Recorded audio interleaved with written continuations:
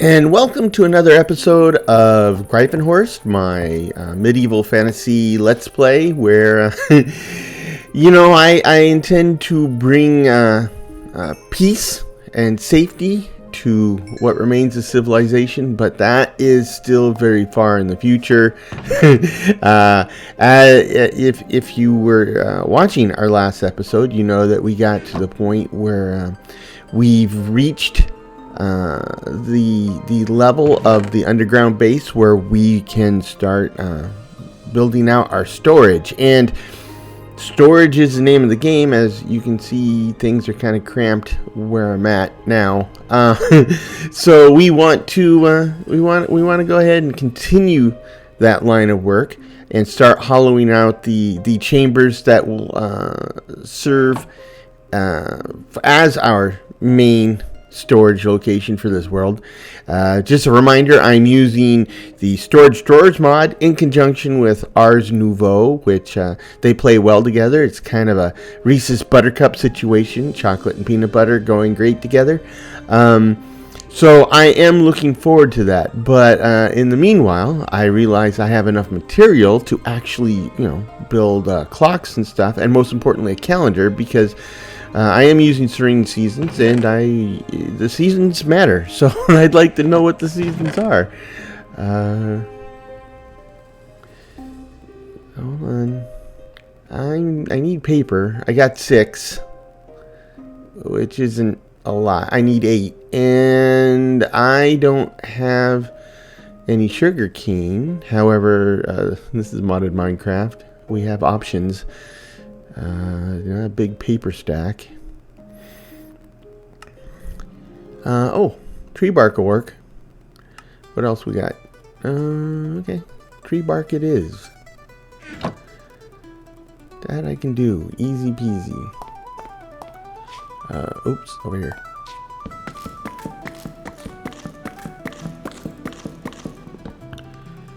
And voila. I need 6. Well, I need 2. That gives me 9. Okay. The latency. So I think I'm coming to the end of my rope with this whole distance horizons latency thing.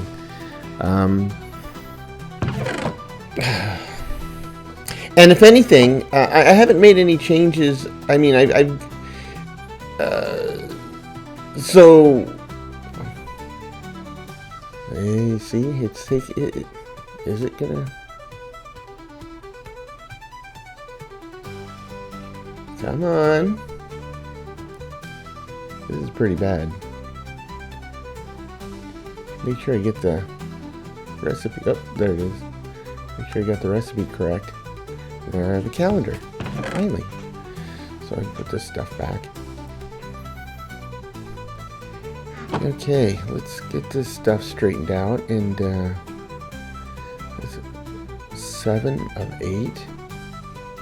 That's wrong. So if you remember way back at the beginning of the series, I explained that I'm using Serene Seasons and Hourglass to change the length of my year and my days, but for Serene Seasons, this is the default setting, 8 days to a month, but I had set it to 30 days to a month, which gives me a year of 360 days, but that's not what it shows. Now, my guess, there was like a couple months ago, there was an update to Serene Seasons, and I took it, and they added some stuff. My guess is they might have either changed the format of the config file or the location of the config file or something along those lines. But it looks like not only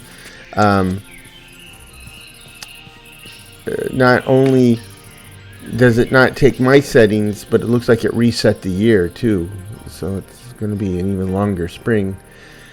I'll figure that out off camera. That's annoying. Anyway, what was I talking about? Oh, it's storage. Well, we need it. It's we really need storage. This world, in a lot of ways, is probably like the most furthest along in that I've reached the Nether in New Londinium, but that was kind of like an act of desperation, and I just threw down a portal in a spot that kind of approximates where it will be eventually. But here, we actually hollowed out the proper permanent home for the portal and built the portal, so, there's that. Here, we've actually spent some time building our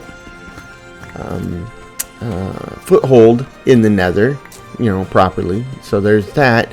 And then here, we've been working on our central shaft. And then,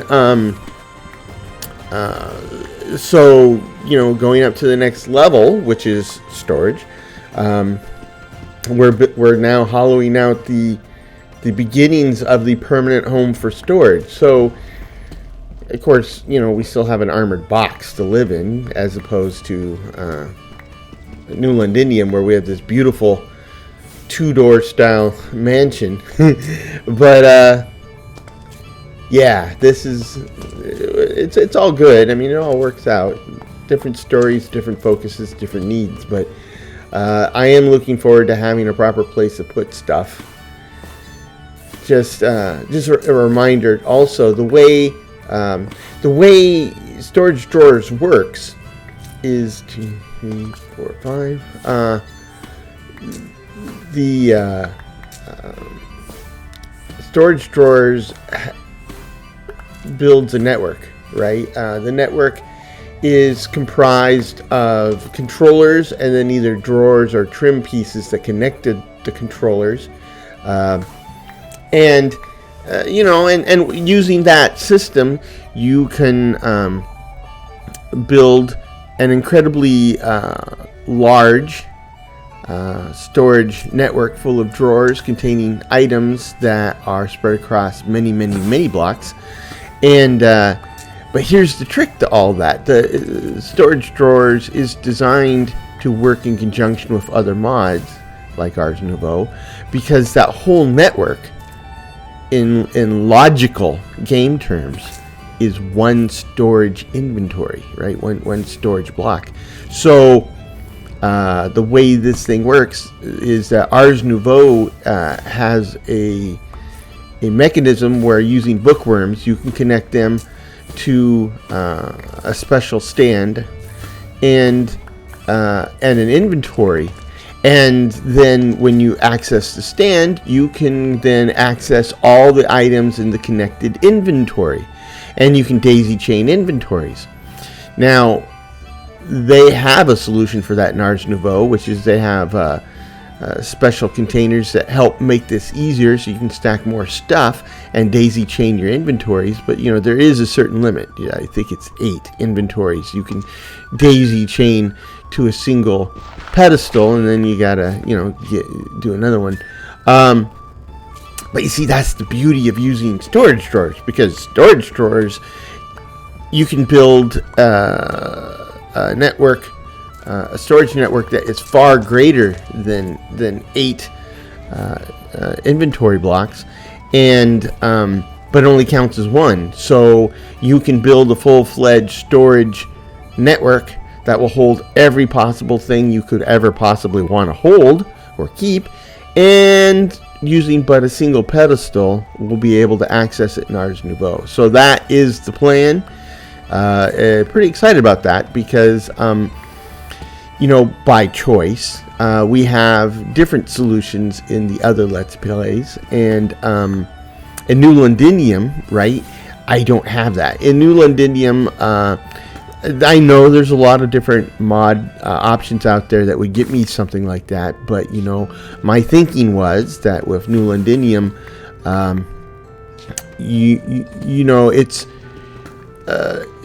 it's still early in the industrialization stages of civilization, right? I mean, it's certainly steampunk, so industrialization is in full swing and it's going crazy, but there's still a physicality to material storage. So while we have a system for dropping stuff off and distributing it to the appropriate permanent storage locations automatically, when you want to go get something, you're either going to have to hoof it or build a series of conveyors and such to transport it to where you need it. So, and while I did that on purpose and I look forward to it, I do like the convenience of like we have in Ars Nouveau, which is I just access that pedestal and there it is. Everything is in storage, available at your fingertips. That is compelling. And from the rubble, I used refined storage to essentially give us the similar functionality on top of storage drawers in that world. So there we go. Oh, this latency. So I know we've talked about the latency probably in probably every episode of New Londinium, From the Rubble, and Greifenhorst. And up to now, I've said that I'll live with it because I think the advantage of Distant Horizons makes it worth the inconvenience and the annoyance. I think I've gotten to a point where I'm rethinking that, right? There you go. That's all. There we go. Especially in this session, like I said, my settings. I haven't changed my Distant Horizon settings in several episodes, and what I had, right, is that when they made those when they finished the round 1 of the single player updates in Distant Horizons. It was a while before I could grab those because of incompatibilities with my other mods, including especially Oculus and Flywheel. But once we got around those and I was able to hit the new Distant Horizons, I was pretty happy with the visual results, and I was able to turn the detail up, but the latency was killing me, so I had to turn the updates way down to the minimal level. And that's what I'm playing on right now. Now, I haven't made any changes since then. Oops. Light. But, it seems to me that even though I haven't made any changes, and in theory, things should be getting better because the latency is supposed to be coming from updating and storing the level of details, the LODs, but if anything, maybe it's my imagination, but I feel like it's getting ever so slightly worse. And at that point, I don't know what to do except turn off Distant Horizons. Now, for those of you in the studio audience that aren't familiar with Distant Horizons lets you essentially turn on ridiculously high render distances through a little trickery, a little sleight of hand, right? In normal Minecraft, you set your render distance, and what happens is the game will essentially load those chunks within the render distance so that you can see them on the screen, right? Because by default, Minecraft lets you see a very small area around you, which isn't too immersive, right? It's like it's always a foggy day. So, if you have a powerful machine, you can crank that up, and without mods, I think the furthest you can extend it is 32 chunks out, which, truth be told, that's not bad, right? 32 chunks, that's 32 times 16 blocks in every direction, and that's that's pretty decent, right? You're not going to be, especially when you have terrain generation mods like, Lithosphere and those others. You're generating terrain that you can, look kilometers into the distance, right? Because you have these large flat and then mountainous areas and stuff like that. And distant horizons would let you see that. So that's awesome. And, the normal 32 block rendering distance would cut you short. But, in truth, this latency it's just tried my patience. So I guess the next step here, I'll keep playing this episode. We'll finish this episode. But at some point before I start the next Let's Play in one of my Minecraft worlds, I'll spend some time experimenting with the settings. And the first thing I'll do is deactivate Distant Horizons, because, CurseForge lets you temporarily deactivate mods. So I'll deactivate it, and I'll just see what the performance hit or gain is. And if that takes care of the latency, the next step would be to turn up the vanilla render radius to max and see what that performance hit is, and then make a decision, right? Because I would really, really love to keep Distant Horizons, but the thing that I've been thinking about often when I'm sitting here waiting for the latency to catch up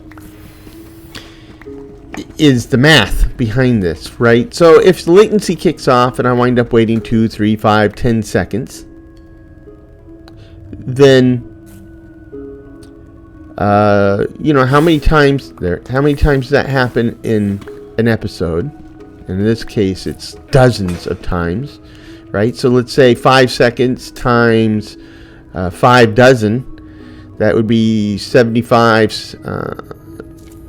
Let me see, 5 dozen, 5 and 12s.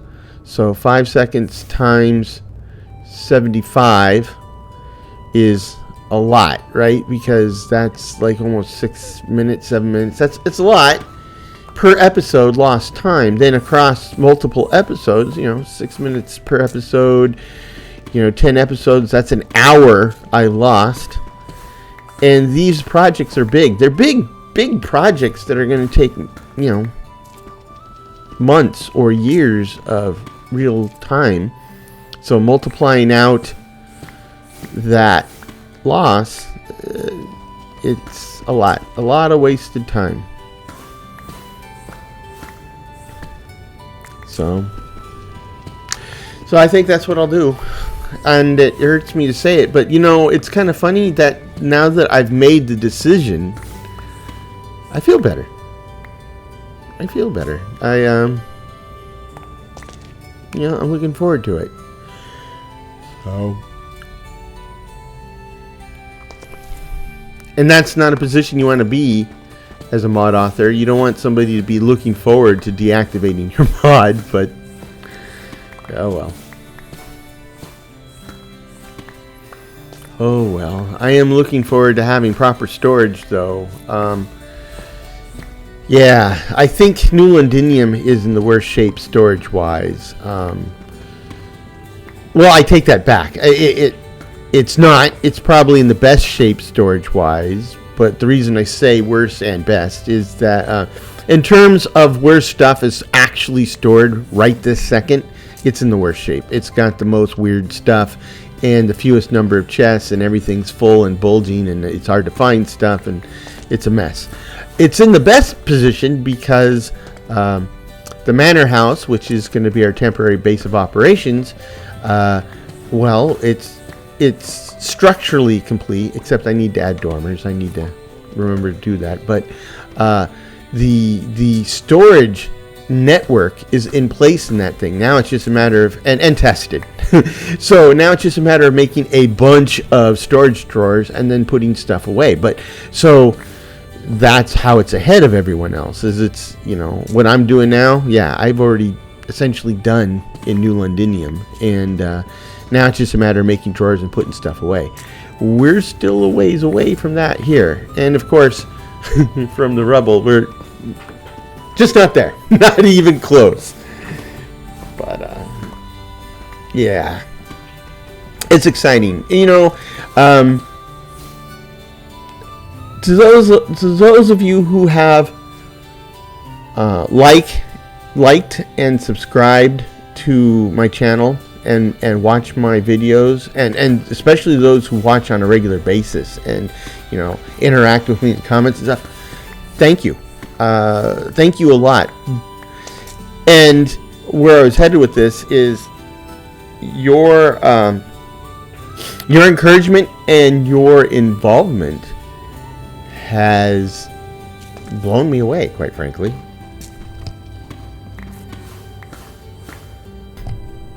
And because the reason I say that is,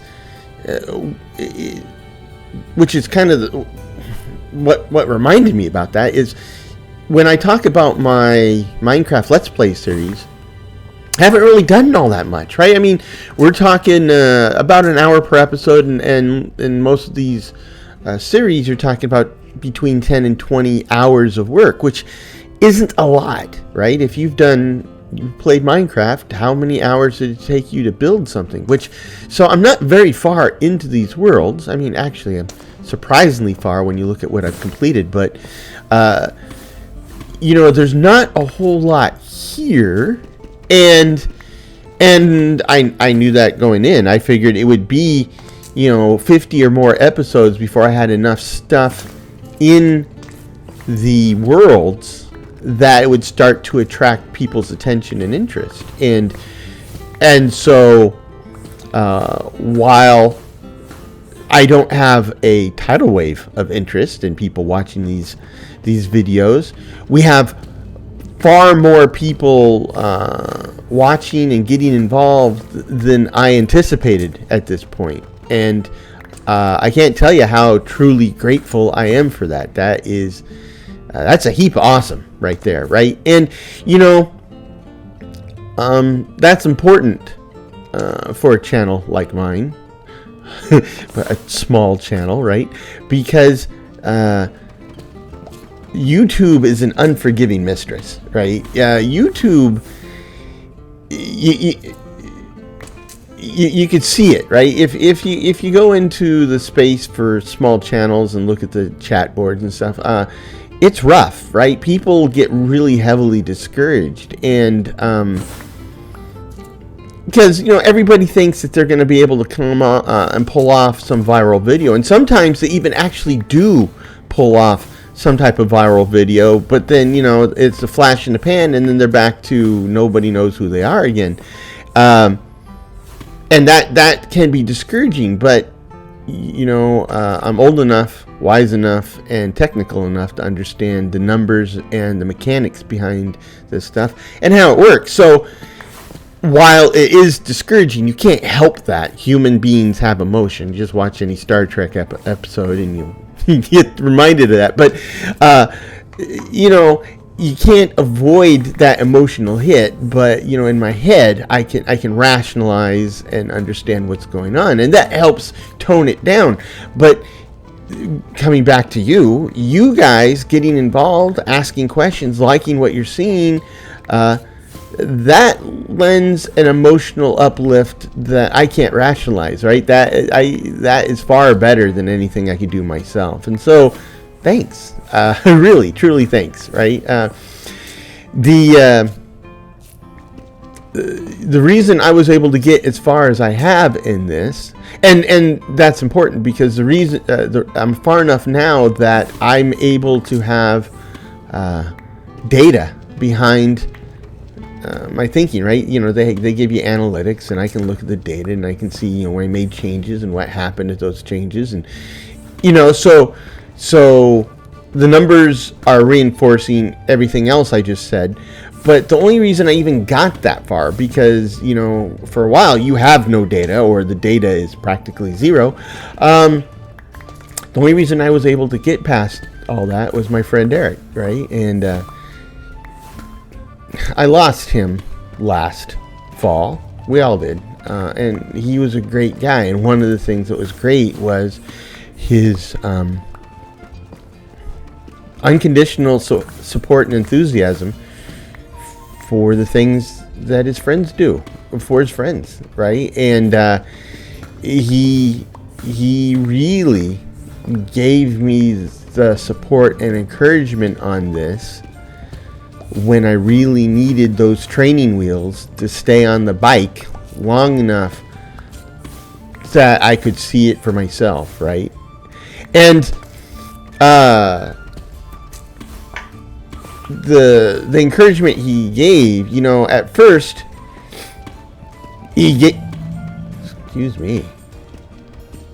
at first he would give the encouragement, and it kind of felt like, well, that's what friends say to friends to encourage them, even if it, you know, what you're doing is absolute, you know, crud. But he never wavered in his support, and eventually I came to realize that he was absolutely sincere. It wasn't just, you know, friendship for the sake of friendship type of support. It was no, he really did enjoy the work I was doing and stuff, and I knew that because he started to ask more questions and point things out, and so I knew he was watching and he was paying attention, and that meant the world to me. And that got me through the roughest part of this whole channel growth, and thank goodness that he did, because now I'm at the point where I'm less than 50 subscribers away from, you know, the all important 1,000, and that's an important number. I mean, because, you know, that's when full monetization kicks in, and let's face it, this is not an effort that is going to pay the mortgage, but it is an effort that could potentially pay for my expenses, and, you know, expenses with this hobby, with this channel and stuff, and that is important, right? Eventually, I think it could be good enough that every couple of years I could get a new upgraded computer, and that's also important, right? So this is all really good stuff, and I'm excited about it. I mean, and what's funny is, I know the data is now supplying encouragement all on its own, and it's powerful encouragement because even my wife's excited, right? And let's face it, my wife has never been excited about any of my hobbies or interests. So actually, she's kind of been like hostile toward them. So the fact that she's excited about where the channel's going has got to tell you something. You know, it's probably the most encouraging thing about this. But so anyway, I guess my ultimate point in all that is, if you're hearing this, you are part of the reason this works, and so thank you very much. It's good stuff. Now, at the moment, in all the series, if you've been watching, yes, there's been a lot of grunt work, and there'll always be a lot of grunt work, right? This emptying out this space is grunt work, but there will be more and more other stuff over time. So I look forward to the time when man, this latency is killing me. There we go. I look forward to the time where we have stuff built and stuff's functioning. I mean, I think that's going to be interesting for people to see and to interact with. But also when we get to the point where we're dealing with permanent villager settlements and stuff, and actual interactions with villager and villager merchants and the economy system. At that point, you know, there's villagers are interesting crews, so there's lots of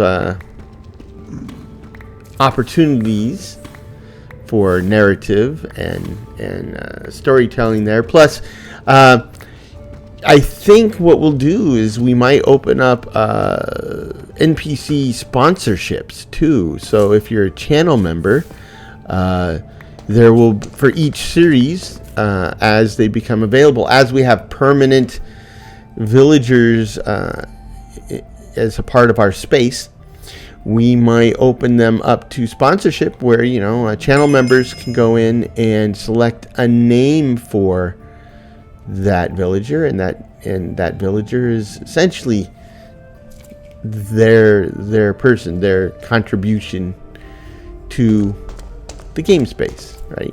You name them after your grandfather or your kids or whatever. Just kind of cool. So another advantage or benefit to what? That one broke off? Anyway, another thing to know about channel memberships for this channel.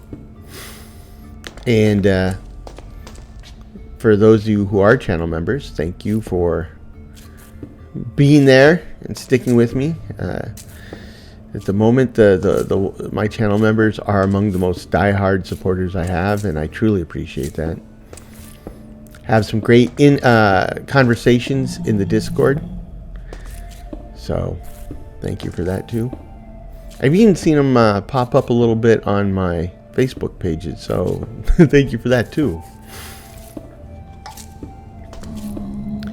So now this time when I hollowed out the space, I remembered to hollow out one block higher than floor level, and what that affords me is now I can work on the ceiling here without having to stand on anything.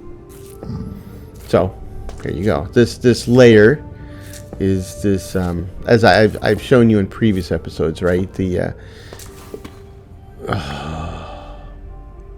yep, get out of the hole. As I've shown in previous episodes, the okay, I gotta change that spell. The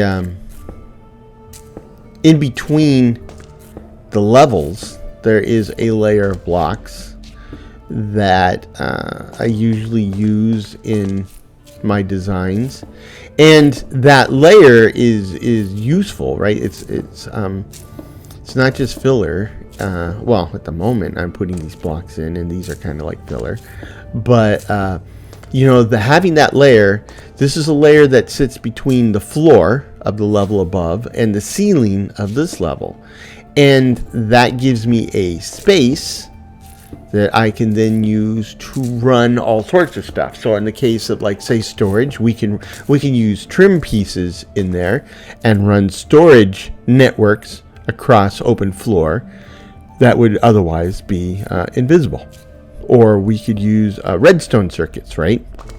We could run redstone circuits across floors and also keep them out of sight. Or you could run fluid, right? So we could run water in there or whatever fluid we want. And using the create mod, that we could also use things like conveyors, pipes, what have you. So it's it's kind of a variation of what you have in your own house. In your own house, you have a wall, but I'm sure you're probably well aware that wall's not solid, right? It's not solid wall. Okay.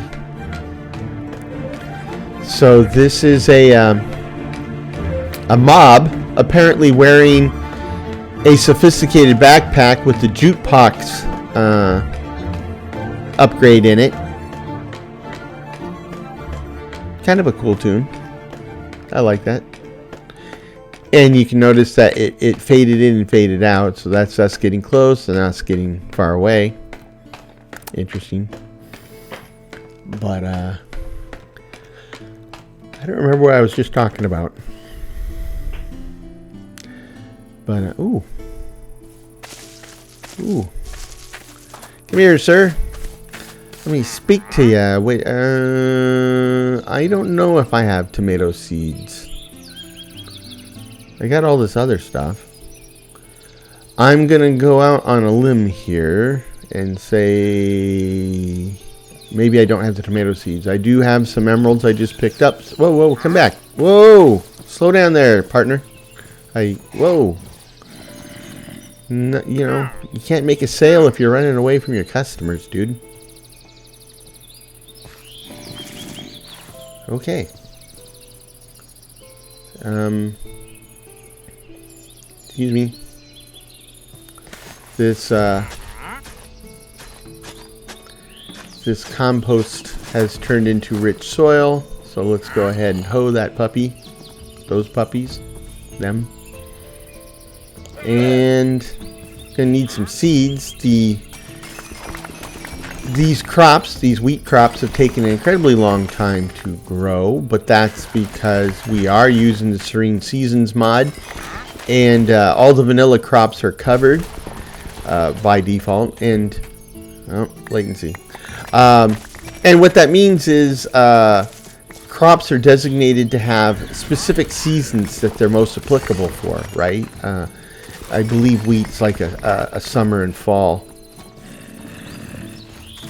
crop. So what that means is if you grow a crop outside of its designated season, it might not grow at all, or it might grow, but it'll grow very, very slowly. And that's why our wheat seeds are taking so long to grow. It's because it's spring. Apparently it's early spring again. And so the wheat's going to grow slow. That's all there is to it. Now, I have been using the rich soil, which I would use anyway. I mean, even if I wasn't using Serene Seasons, the rich soil, when tilled and used as a farming platform, is incredibly useful for cranking out agricultural produce. So I'd be doing that anyway, but since it's not the right season for wheat, and I need a lot of wheat to get that straw, the rich soil is just what the doctor ordered. So that's good. I need some coal or charcoal. Okay. Nope. This one. Okay, we have quite a few grass seeds already. Looks like I did have tomato seeds. Okay, good to know.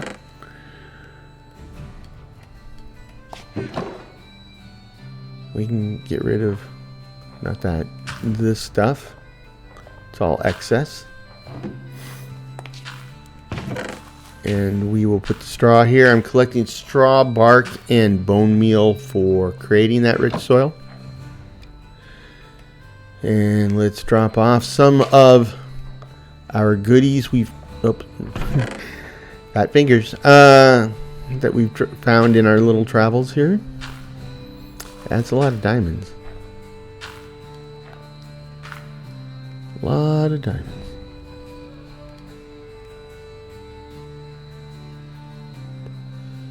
And we are looking good. Looking good.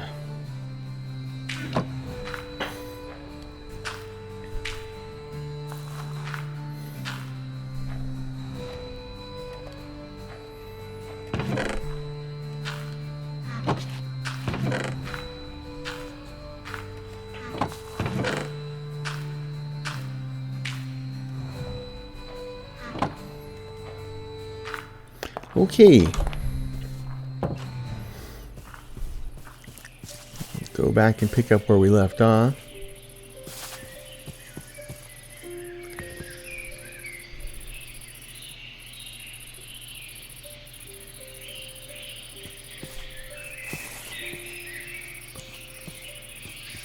Yeah. Hold on.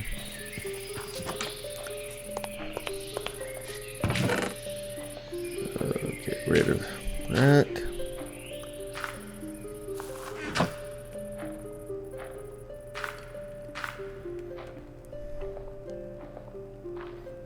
Put some of the less stuff that I need less frequently or less immediately into the backpack. and then we'll go back.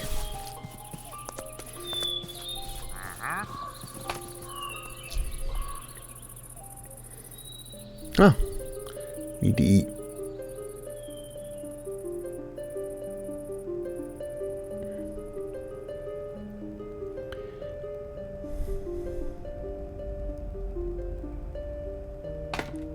I can do that while I'm going down the scaffolding. Shouldn't be a problem. Except latency.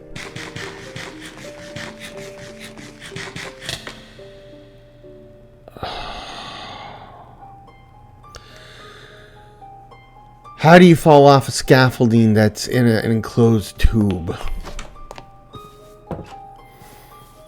Okay, that pretty much clinches it. Distant Horizons has got to go. It's officially a liability now. I mean, I say it's got to go. It's going to be deactivated. I haven't completely given up on it. When I completely give up on it, I will uninstall it. But for now, we're just going to deactivate it. And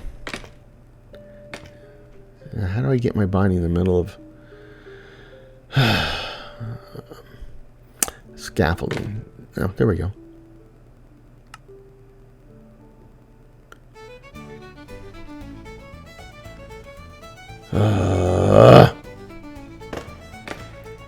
Yeah, enough's enough.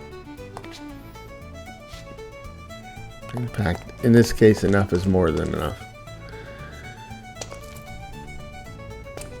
Now, another thing, I gotta go see how I set up this one. I need them to match. Alternate between tiles and polished and okay. Another thing about this is I don't have a need for it quite yet, but I've come to realize that I need to replan my layout for the storage system because if you remember, like I said, I come up with a plan for my worlds, right? In these Minecraft worlds especially, I have an Excel spreadsheet that I use kind of like virtual graph paper, and I map out the base map. This doesn't need to be there. And I've done that. I've done that for this world, and I know how I want the storage to work. But here's the thing. The way I normally would do storage is storage... Well, in fact, most of the underground levels wrap around the central core, right? So the central core is in the middle of the level. And then... make sure I get this right. The central core is in the middle of the level, and then the level wraps around it. And in the case of storage, that would mean, shelves, and drawers and drawers and drawers. Now, I was telling you about the interaction of storage drawers with Ars Nouveau, and that kind of complicates things because I need the network to be as compact and close together as possible to maximize the storage capacity. Yeah, I did that right. Okay. And then I would hook the Ars Nouveau integration to the side of that. Make sure I get this the same here.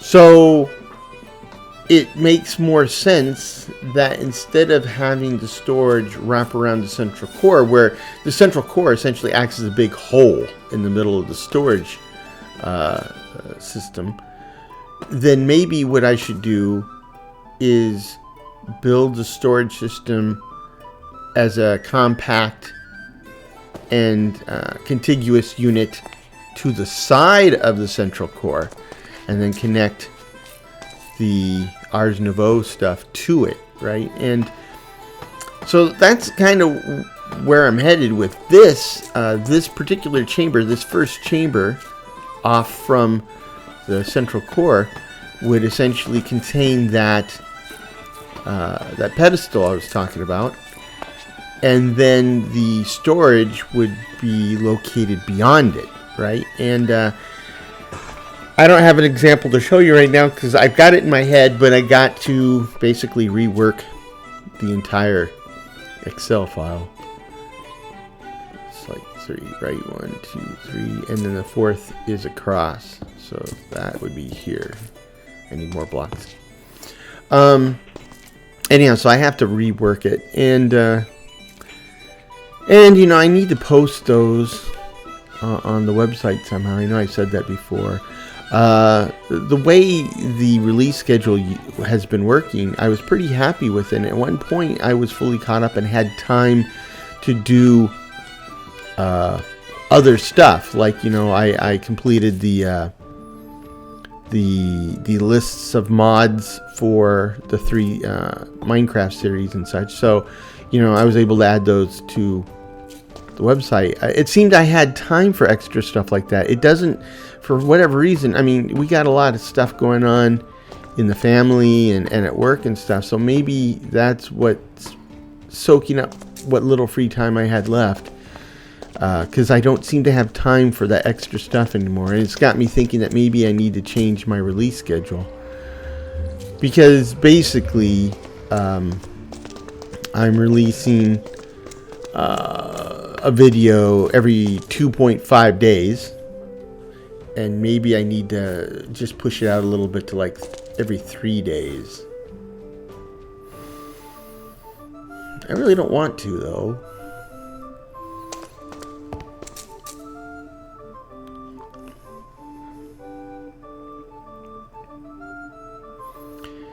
But you gotta do what you gotta do. Okay, we need polished. All the way at the bottom here. Polished deep slate.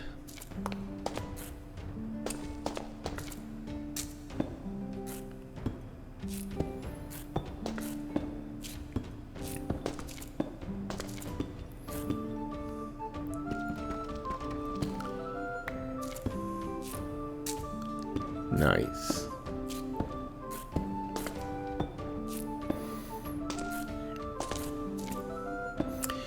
Now, one of the things I'm looking forward to with New Londinium is, how did that get over there? Whatever. Is New Londinium is built on a different scale, right? I'm too short. The Greifenhorst, this world, is built off a scale that I've used in many worlds, which is, and it works well, so that's why I continue using it, and I'm using it here. And it's a good scale. I like it. But the thing about building in Minecraft, or games like it, right? There's this concept of detail versus resolution, right? Or detail and resolution, because the amount of detail you can add is largely dependent on the resolution. And I'm talking about resolution the same way that I'm talking about, like, say, monitor resolution. But I'm not talking about what the number of pixels on my screen. We're talking about the number of blocks in a given space, right? So, if I have a space like this, these blocks, they each of them overlaps with the neighboring blocks by one block. So these modules, let's call them modules. So the module is 11 by 11, but the module next to it's 11 by 11, but they overlap by one block. So instead of, 2 modules of 11 by 11, which would be 22 blocks across, it's 2 modules 11 by 11 with one overlap, so it's 21 blocks across, if you get what I mean. So that means if you don't count the overlap, each each of the modules is actually 9 by 9, which corresponds with the maximum field size from a single block of irrigation for farming. So that's how that all got started. And this size works outside of farming as well, because it's just big enough that the scale doesn't seem out of whack with the player, right? It's big and open, but not ridiculously big and open. But at the same token, too, it's just big and open enough that I can use enough blocks to generate some detail, some architectural detail that looks good, that is recognizable as something, as what I'm trying to do, right? So, to that point, I need 2 more again. This vaulted space is vaulted, right? So you can see that it's not just a flat roof, and it's not just, straight diagonal, but I have just enough space here that I can get a little bit of the arch effect for a proper vault look, and that's good. Now, where I was going with New Londinium is on a different scale, a larger scale, right? It's built, or it will be built, on the actual in-game chunks, which are 16 by 16 with no overlap. Well, that's like a more than 50% greater space, more than 50% greater resolution. So in those spaces, I fully anticipate there'll be places for vaulted ceilings, and those vaulted ceilings will look even better because I have higher resolution, right? More space and granularity to work with. So looking forward to that. Now, of course, those vaults are going to be big, because what we're talking about doing is the open space in a large, mostly underground or multiple level stone city, right? So here, vaults and the pillars supporting them will, the pillars are just 1 by 1 block. But in New Londinium, I expect there'll be 2 by 2 pillars, which are pretty substantial looking. It might not look that substantial at that scale, but so if you watch the Lord of the Rings movies, when they went down into Moria, and at one point they were in that big open space that had all those huge stone pillars, that's kind of what I envision, right? Is that you would see these big stone pillars, not quite as many, not quite as tall, not quite as wide either, but I mean, the effect would be similar, and I'm looking forward to that. Of course, in New Londinium, it's not there is open space, certainly, but the whole idea is to have a city, and city means, yeah, maybe some open space, but you're going to use most of your space for people to live in and to work in, and do all the typical stuff that's done in a city. So yeah, I am looking forward to it. I mean, that when I was talking about encouragement earlier, I have never needed encouragement for the projects I work on, right? These projects, this is all stuff I would be doing even if there had never been a YouTube invented, because this is the stuff that I find fun and interesting, and it's how I decompress, and blah blah blah blah. This is what I do. The whole YouTube thing is really just to share, right? I mean,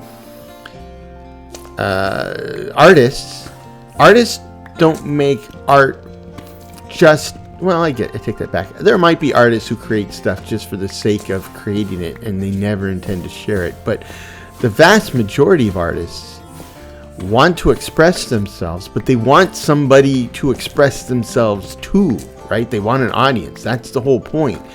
Expressing yourself into the void does have some benefits, I suppose, but they dwarf, they are dwarfed compared to expressing your emotions, the things you're trying to say to others, right? That's where you get your sense of fulfillment, and that's where this started. Is latency again? Is the YouTube gave me an opportunity to share my work. I mean, I've always been pretty proud of the work I do, and I think people would find it both interesting in its own right, but also interesting as a source of ideas for their own work, right? A lot of the stuff I do, some of it I invented from scratch, but most of it I didn't invent from scratch. I was influenced by historical models or other, YouTube creators or Minecraft players, and so I build upon what I learned from them, and I think the stuff I do is better for it. Likewise, if I share what I have, people can learn what to do, what not to do, and be better for it, right? And there you go. I mean, I see that all the time when I think back to my original Minecraft worlds. You don't forget that I came to Minecraft as an adult, right? I was in my 40s, and I'd been playing builder games and stuff for years already. So, I was kind of an accomplished builder when I started.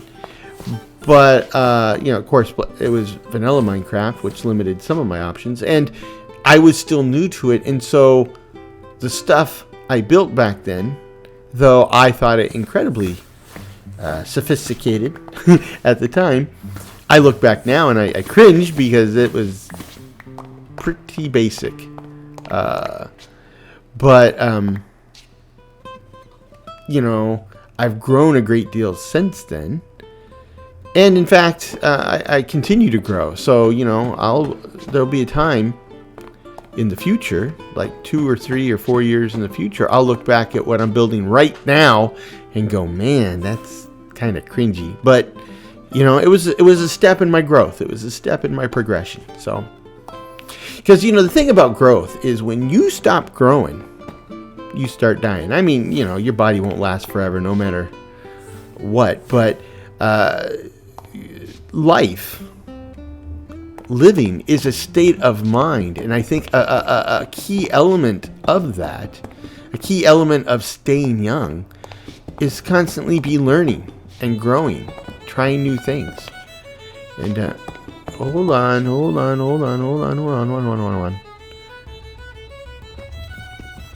on.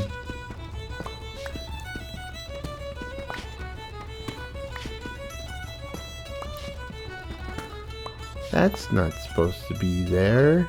Or did I count wrong?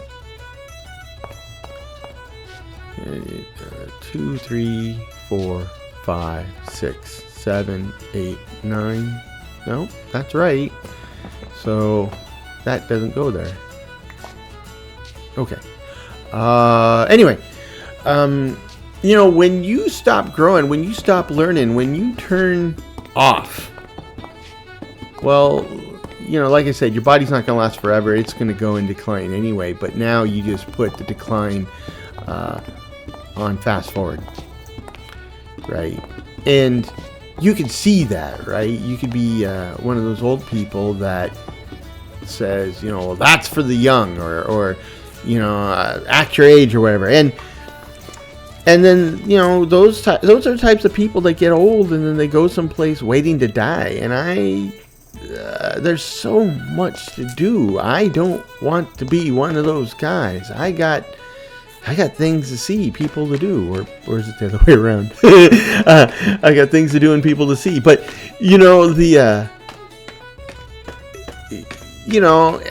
and I'm excited about that prospect, and I want to see new things. I want to do new things. I want to learn new things. Not at work though. Man, the thing about work in the technology sector is by definition, the technology sector, new stuff's happening every week. I mean, the stuff we were working on 20 years ago is obsolete and dead, and the stuff we're working on now will be...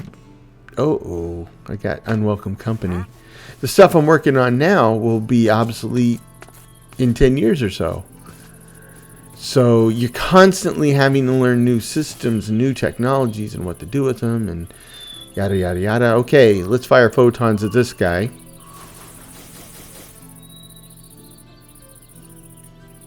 And there they go. And they're after the trader, which isn't necessarily a bad thing. I kind of feel bad. Kinda. But we'll come up here. Take some cheap shots. There we go.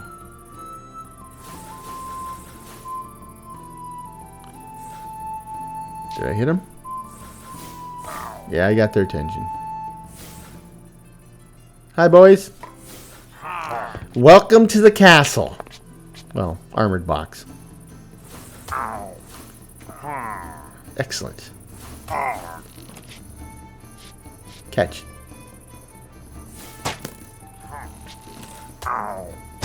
Oh, I thought the other guy died. Apparently not. Hey! Okay, let me go rescue the wandering trader. I got him into this mess. Hey, pick on somebody your own size. Latency.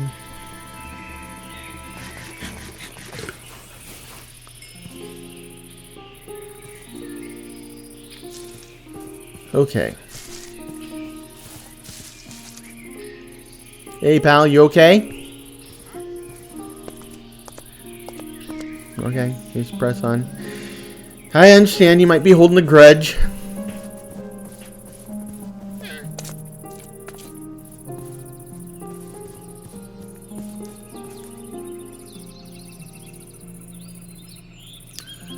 Okay. So we have our first vault of the storage stuff.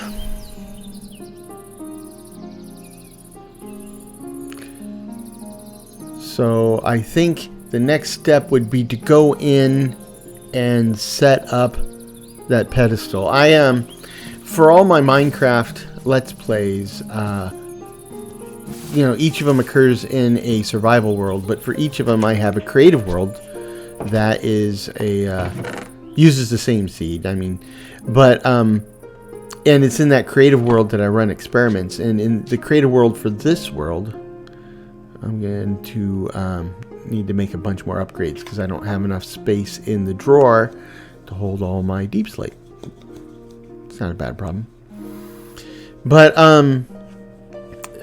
in my Let's Play, in my test world for this Let's Play, I've already set up a test storage system with the lectern and everything. So I know it works. I have a model on which to base a working system here, so we're all good there. It's no surprise. It's all pretty straightforward. The thing is that was creative, right? And I got to figure out how to make the lectern and where I'm going to find the bookworm familiar. That's the tricky part, I think, but we'll get there.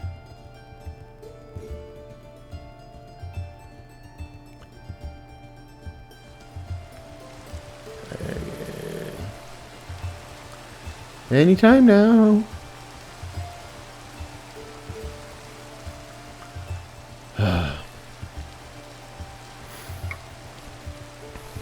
So now that I've made up my mind that I'm going to deactivate Distant Horizons, now that I know that a solution to the latency is at hand, this latency is really bugging the snot out of me.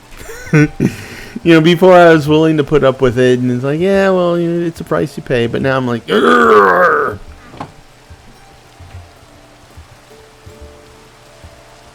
Okay.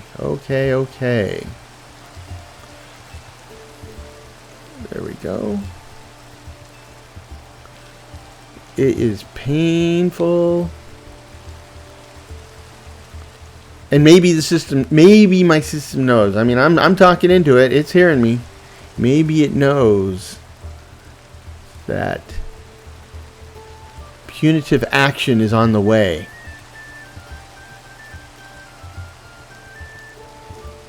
Okay, now I need 12 emeralds. Oh boy.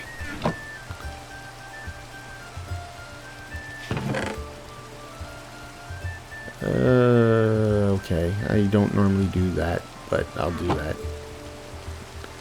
So put the upgrades in the middle, emeralds to the sides. I'm gonna need a bunch of sticks.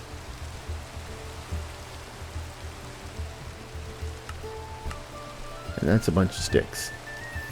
Okay, so upgrades in the middle, emeralds to the sides, sticks everywhere else.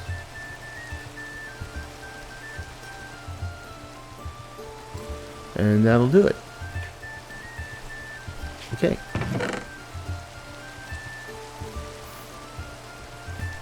Too many arrows. Hello? Disconnect. Oh, close it.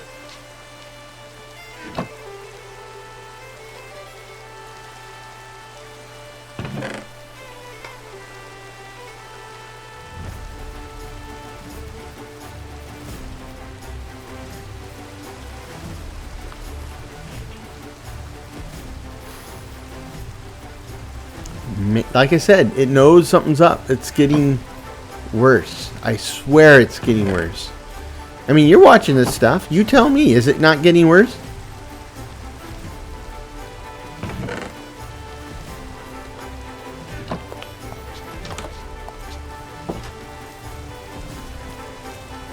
Don't normally hold a stake in my hand when I shut doors, but okay. So, let's add these. It holds a mess. Yep. Inventory's clear. Light is green. Trap is clean. Who are you going to call?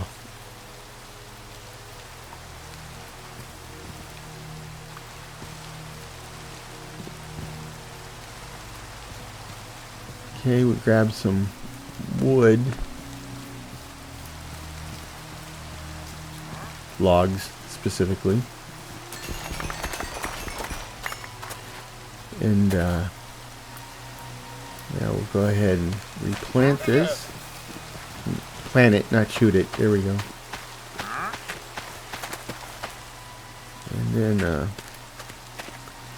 we'll go ahead and take the bark off those logs. Create some more compost. Get that into the wheat field. So we can start curing into rich farmland.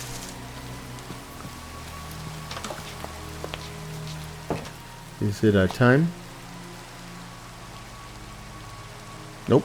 Too early.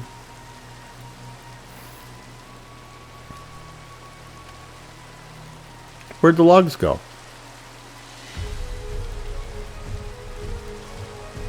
I had them. Oh. I didn't put them into my backpack.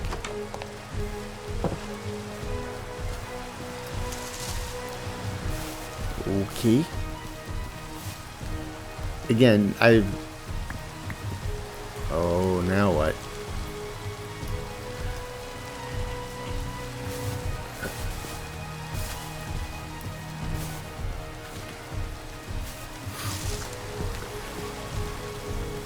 More latency issues.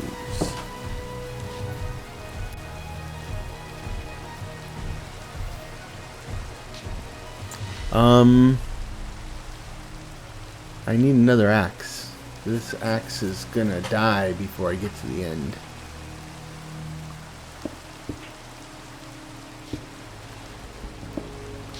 Latency again.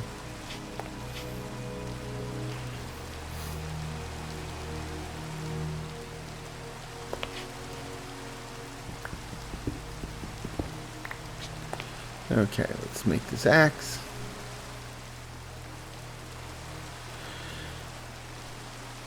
And then strip the bark off.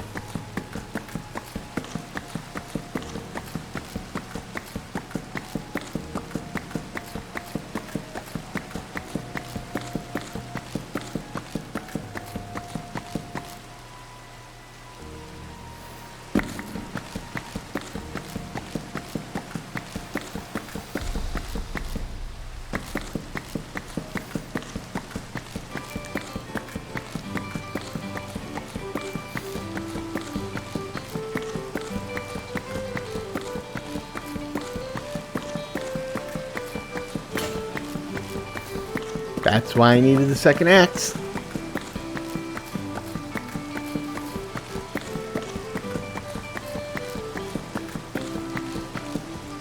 Nice. Grab some bone meal. Grab straw.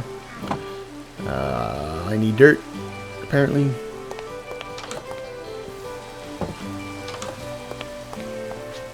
Still too early to sleep. But it's getting dark out here.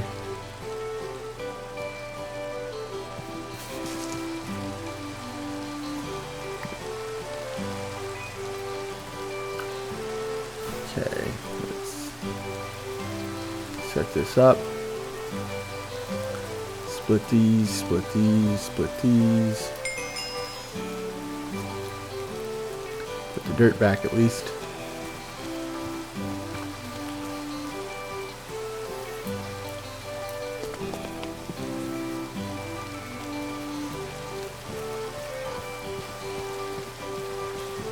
Okay, let's dig these out.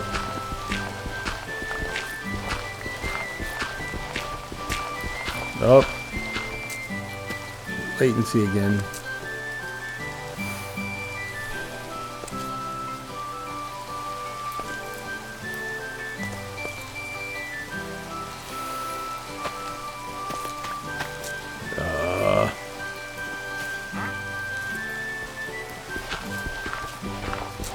And right away, latency again.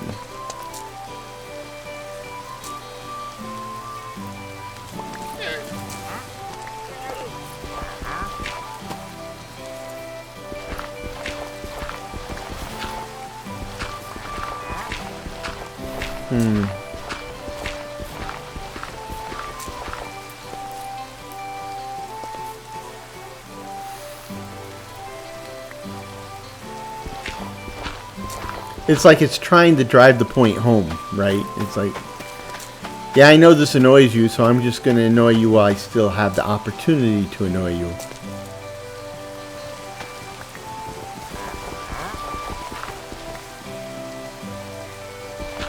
That just seems mean.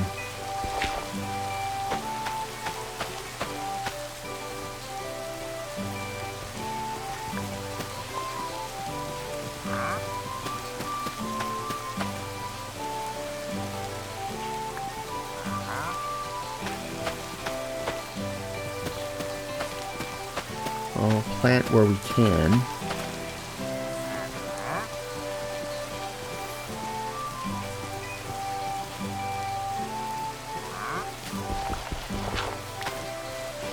Want to keep the compost blocks close together and keep them close to the rich soil blocks because they all encourage the proximity encourages them to cure faster.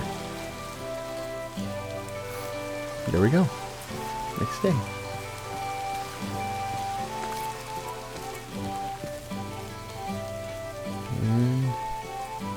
Hold it. Why is my sleeping bag still down here? Latency. This is what I'm getting at. You see what I'm saying? It's been bad. It's been really bad. And then today when I said I'm going to do something about it, it gets worse. It's like just gotta jab me a little bit more, a few more times. Get them in while they can. Okay, well.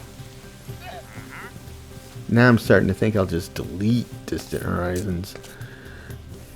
No, I won't. Just deactivate it.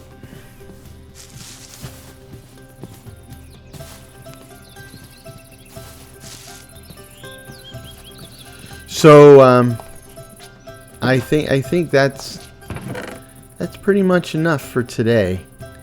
I got a lot done, and I thank you for being with me while I got it done. Like I said, your continued support and encouragement is greatly appreciated. It really does mean a lot.